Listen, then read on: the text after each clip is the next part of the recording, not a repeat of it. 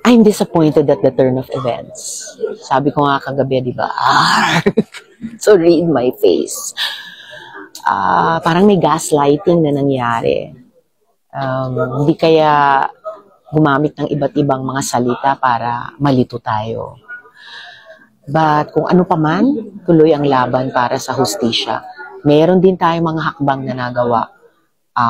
Napasumpa yung Senate President bilang presiding officer, nanumpa kami mga senador bilang senator judges, nag-issue ng summons para kina VP Duterte at yung kabilang panig na aprubahan namin yung rules of impeachment.